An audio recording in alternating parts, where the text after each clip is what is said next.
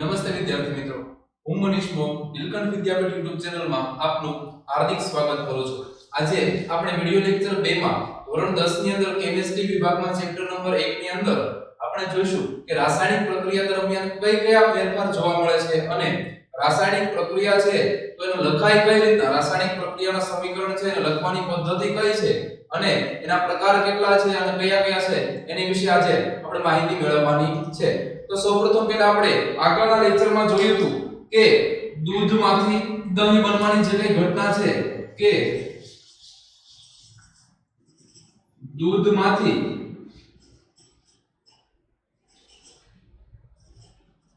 દહીં બનવું. તો વિદ્યાર્થી મિત્રો આ દૂધ છે એ પ્રવાહી સ્વરૂપમાં હોય છે, દૂધ છે એ પ્રવાહીમાં હોય છે અને દહીં છે એ ઘન સ્વરૂપમાં પરિણમે છે. એટલે કે આની અવસ્થા બદલાય છે કે પ્રવાહી અવસ્થામાંથી દૂધ છે એ દહીં માટે ઘન અવસ્થામાં પરિણમે છે. ત્યારબાદ આપણે એક પ્રક્રિયા જોઈ હતી કે લેડ નાઇટ્રેટને પોટેશિયમ આયોડાઇડ સાથે પ્રક્રિયા કરવામાં આવે છે તો તમને લેડ આયોડાઇડ બને છે અને વધારામાં પોટેશિયમ નાઇટ્રેટ બનતું હોય છે. તો આ પ્રક્રિયામાં જે આ લેડ નાઇટ્રેટ છે એ સફેદ રંગનું હોય છે, એ સફેદ રંગનું હોય છે અને નિપજમાં જે તમને મળે છે કે લેડ આયોડાઇડ એ તમને પીળા રંગનું બતાય છે. તો કે આ પ્રક્રિયામાં ફેરફાર શું થયો? તો કે આ પ્રક્રિયામાં રંગ પરિવર્તન જોવા મળે છે. આ પ્રક્રિયાની અંદર આપણને રંગ પરિવર્તન દેખાતું જણાય છે. ત્યારબાદ આપણે એક ત્રીજી પ્રક્રિયા જોઈ હતી કે એક કોનિકલ ફ્લાસ્કની અંદર ઝિંક ધાતુના ટુકડા ઉમેરવામાં આવે છે. ત્યારબાદ એની અંદર સલ્ફ્યુરિક એસિડ, મંદ સલ્ફ્યુરિક એસિડ ઉમેરવામાં આવે છે. પ્રક્રિયાને અંતે તમને ઝિંક સલ્ફેટ બને છે કે ZnSO4 અને વધારામાં હાઇડ્રોજન વાયુ છૂટો પડતો આપણને જણાય છે. તો આ પ્રક્રિયા જે થાય છે એ પ્રક્રિયકો જે છે એ ઠંડા હોય છે. પ્રક્રિયાને અંતે જે નિપજ બને છે આ નિપજ આપણને ગરમ, હાથ અડકતા એને કોનિકલ ફ્લાસ્કને આપણે અડીએ તો એ ગરમ જણાય છે. એટલે કે તાપમાનમાં ફેરફાર જણાય છે કે તાપમાનમાં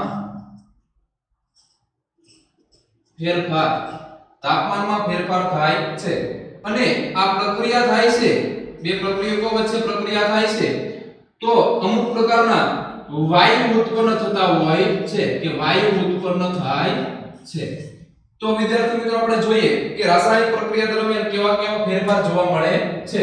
તો સૌપ્રથમ પહેલા આપણે જોયું કે ભૌતિક અવસ્થા બદલાય છે. પહેલા આપણે જોયું કે ભૌતિક અવસ્થા બદલાય છે. ત્યારબાદ આપણે જોયું કે રંગમાં પરિવર્તન થાય છે કે પ્રક્રિયા દરમિયાન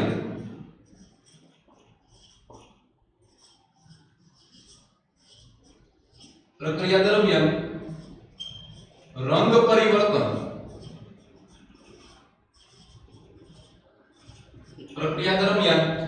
પરિવર્તન થતો જણાય છે. ત્યારબાદ આપણે ત્રીજો તબક્કો જોયો કે તાપમાનમાં ફેરફાર થાય છે. પ્રક્રિયાને અંતે પ્રક્રિયા દરમિયાન તાપમાનમાં ફેરફાર થાય છે. પ્રક્રિયા દરમિયાન તાપમાનમાં ફેરફાર થતો જણાય છે. ત્યારબાદ આપણે જોયું કે અમુક પ્રક્રિયા દરમિયાન વાયુ ઉત્પન્ન થતો હોય છે. અમુક પ્રક્રિયા દરમિયાન વાયુ ઉત્પન્ન થતો જણાય છે. વિદ્યાર્થી મિત્રો આપણે જોઈએ કે કાર્બન ડાયોક્સાઇડ નું દહન કરાવીએ છીએ. કાર્બન ડાયોક્સાઇડ ને આપણે કાર્બનને આપણે સળગાવીએ છીએ.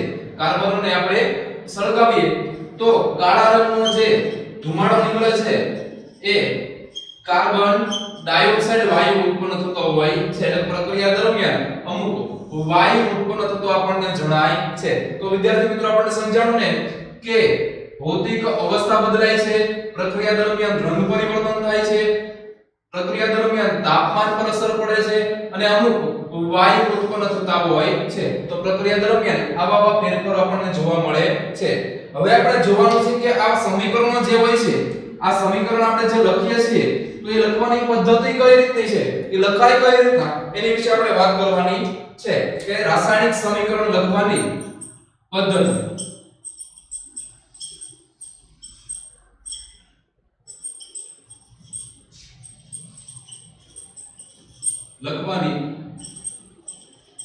પદ્ધતિ કે રાસાયણિક સમીકરણ લખાય કઈ રીતના તો આપણે સૌપ્રથમ પહેલી પ્રવૃત્તિ જોઈ હતી કે મેગ્નેશિયમની પટ્ટીને સળગાવવામાં આવે છે મેગ્નેશિયમની પટ્ટીને સળગાવવામાં આવે એટલે કે દહન કરાવવામાં આવે છે તો જે આપણને રાખ મળે છે MgO એટલે કે મેગ્નેશિયમ ઓક્સાઇડ ની તમને રાખ મળે છે તો મેગ્નેશિયમ છે સોલિડ સ્વરૂપમાં એટલે કે ઘન સ્વરૂપમાં હોય સળગાવીએ એટલે કે ઓક્સિજન આપી ગેસ હોય છે અને જે મળે છે એ ઘન સ્વરૂપમાં એટલે કે સોલિડ સ્વરૂપમાં આપણને મળે છે તો આ તીરની જે ડાબી બાજુ હોય છે તીરની જે ડાબી બાજુ હોય છે એ આપણા પ્રક્રિયકો હોય છે એ આપણા પ્રક્રિયકો હોય છે અને તીરની જે જમણી બાજુ આપણને મળે છે એ આપણી નિપજ હોય છે કે તીરની જમણી બાજુ જે મળે છે એ નિપજ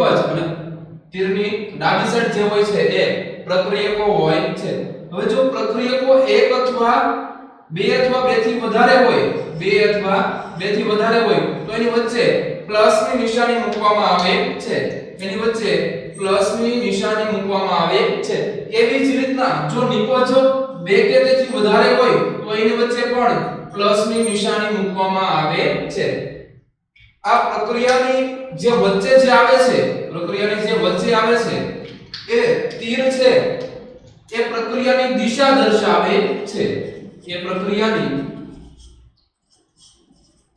દિશા દર્શાવે છે કે પ્રક્રિયા કઈ દિશામાં છે નિપજ તરફની દિશામાં છે એમ કહી શકાય છે હવે જે આ સોલિડ ગેસ અને સોલિડ છે એ પ્રક્રિયકો અને નિપજમાં નીચે કાઉન્સમાં લખવામાં આવે છે કે જે છે શું જો પ્રક્રિયા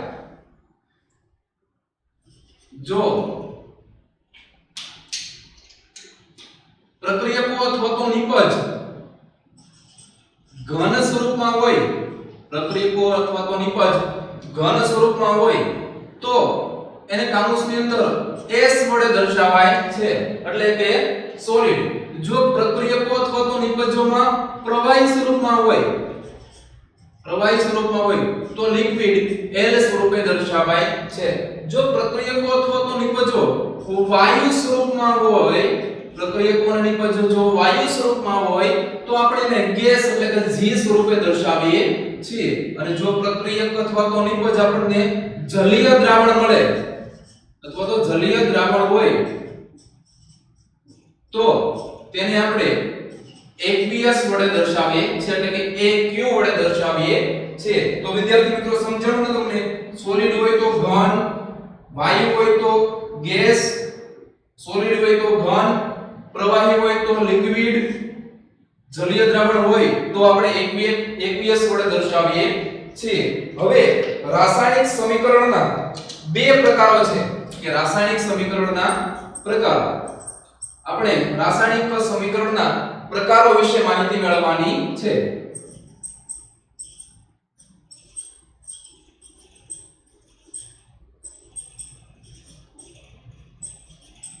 તો રાસાયણિક સમીકરણના પ્રકારો બે છે એક અસમતોલ રાસાયણિક સમીકરણ અને બીજું સમતોલ રાસાયણિક સમીકરણ. તો આપણે જોવાનું છે કે અસમતોલ રાસાયણિક સમીકરણ કોને કહીશું અને સમતોલ રાસાયણિક સમીકરણ કોને કહીશું. હવે આપણે જોઈએ કે રાસાયણિક સમીકરણોના પ્રકારમાંથી પહેલો પ્રકાર કે અસમતોલ રાસાયણિક સમીકરણ. તો કે અસમતોલ રાસાયણિક સમીકરણ કહીશું કોને એની વિશે આપણે માહિતી મેળવવાની છે કે જે રાસાયણિક સમીકરણની અંદર કે જે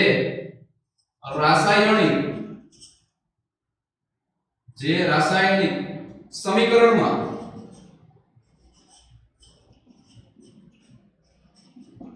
પ્રક્રિયકો અને નિપજો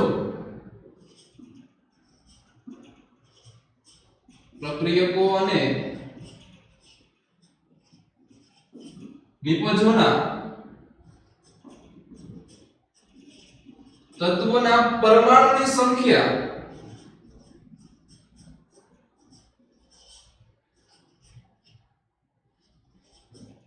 જો સરખી ન હોય,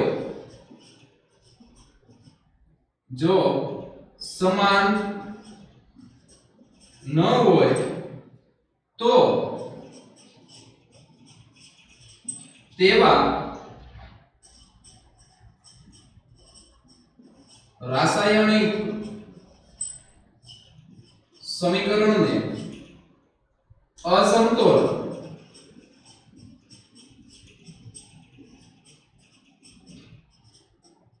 રાસાયણિક સમીકરણ કહે છે. કે જે સમીકરણ જે રાસાયણિક સમીકરણની અંદર પ્રક્રિયકો અને નિપજોના તત્વોના જે પરમાણુ હોય છે એની સંખ્યા સમાન ન હોય તેવા રાસાયણિક સમીકરણને અસમતોલ રાસાયણિક સમીકરણ કહેવામાં આવે છે.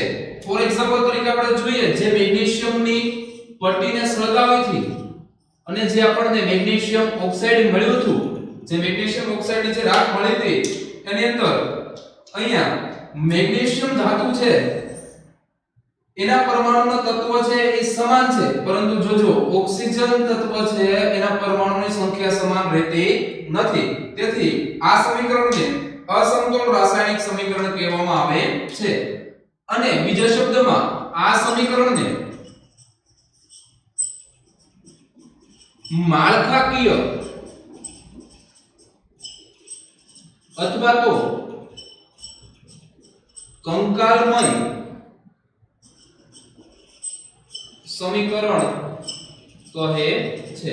આવા સમીકરણને માળખાકીય સમીકરણ અથવા તો કંકાલમય સમીકરણ પણ કહેવામાં આવે છે. જો આ સમીકરણ અસમતોલ સમીકરણ હોય તો એને સમતોલ કરવું ખૂબ જ આવશ્યક છે. જો સમતોલ સમીકરણ ન હોય તો એના તત્વોના પરમાણુની સંખ્યાના જે મોલ છે એ દર્શાવી શકાય નહીં. પ્રક્રિયકમાં કેટલો જથ્થો વપરાણો છે એ પણ જાણી શકાય નહીં. એટલા માટે આ તત્વોના પરમાણુના જે મોલ છે એને આપણે સમતોલિત કરવા જરૂરી છે. તો બીજો પ્રકાર આપણે જોઈશું કે સમતોલ રાસાયણિક સમીકરણ.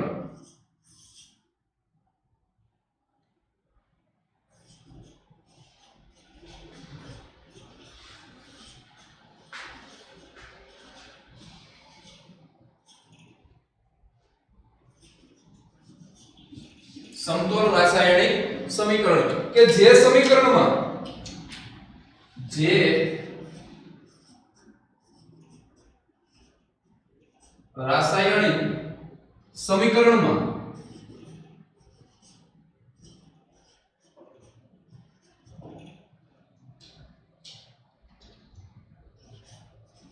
પ્રક્રિયકો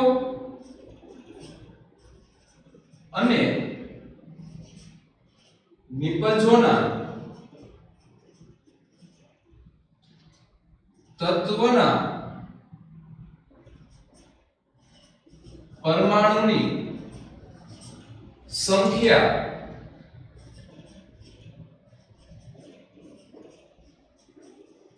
જો સમાન હોય, તત્વના પરમાણુની સંખ્યા જો સમાન હોય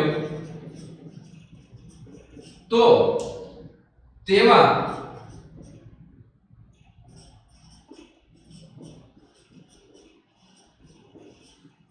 રાસાયણિક સમીકરણને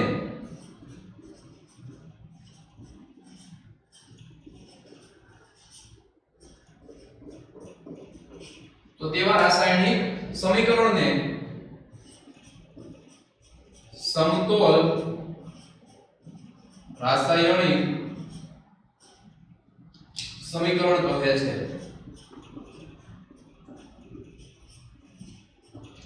કે જે સમીકરણની અંદર જે રાસાયણિક સમીકરણની અંદર પ્રક્રિયકો અને નિપજોના તત્વના પરમાણુની સંખ્યા જો સમાન હોય, તત્વના પરમાણુની સંખ્યા જો સમાન હોય તો તેવા રાસાયણિક સમીકરણને સમતોલ રાસાયણિક સમીકરણ કહેવામાં આવે છે.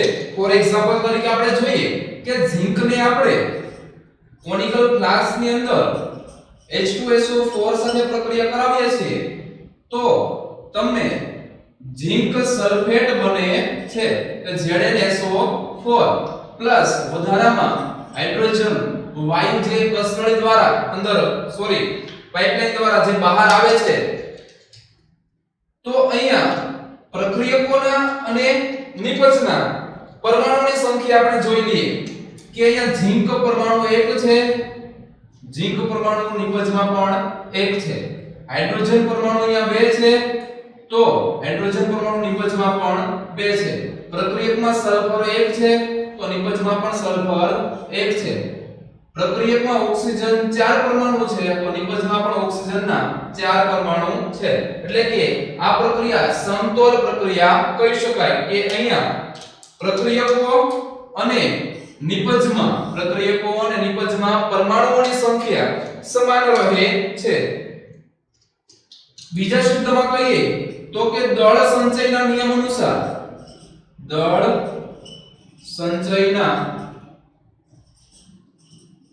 નિયમ અનુસાર દળનું અથવા તો દ્રવ્યમાનનું દળનું સર્જન કે વિનાશ થતો નથી. દળનું સર્જન કે વિનાશ થતો નથી એટલે કે પ્રક્રિયકો દરમિયાન જેટલા પરમાણુઓ વપરાણા હોય એટલા જ તે પરમાણુ આપણને નિપજ દરમિયાન મળતા હોય છે. ફોર એક્ઝામ્પલ તરીકે પ્રક્રિયકો જો 1000 ગ્રામ લેવામાં આવે તો નિપજમાં તમને જો સપોઝ કે તમને 999 ગ્રામ મળે છે, 999 ગ્રામ તમને નિપજ મળે છે, તો 1 ગ્રામ તમે કહેશો તો ક્યાં ગયું? તો 1 ગ્રામ છે એની ઊર્જામાં વપરાણું હોય, ઉષ્મામાં વપરાણું હોય એમ કહી શકાય છે. એટલે કે 1 ગ્રામ ઊર્જા છૂટી પડી હોય એમાં વપરાણું હોય એમ કહી શકાય છે. પરંતુ અહીંયા જો 1000 ગ્રામનું પ્રક્રિયકો વપરાણા છે તો એટલા જ તે નિપજમાં 1000 ગ્રામ વપરાય છે. નહીં કે એમાં વધારો થાય છે, નહીં કે એમાં ઘટાડો થાય છે. જેટલા જ તે પરમાણુઓ તમને પ્રક્રિયકમાં મળે છે તેટલા જ તે પરમાણુ તમને નિપજની અંતે મળતા હોય છે. એટલે કે પ્રક્રિયકો અને નિપજના પરમાણુની સંખ્યા પ્રક્રિયકો અને નિપજમાં પરમાણુની સંખ્યા સમાન રહે છે. પ્રક્રિયકો અને નિપજમાં જે પરમાણુની સંખ્યા હોય છે એ પ્રક્રિયાની સંખ્યા જે પરમાણુની સંખ્યા છે એ સમાન રહેતી હોય છે. એમાં વધારો કે ઘટાડો થઈ શકતો નથી. જો સમીકરણ અસમતોલ હોય તો એને સમતોલ કરવા માટે જરૂરી છે, જે આપણે તબક્કાવાર હવે નેક્સ્ટ લેક્ચરમાં શીખીશું.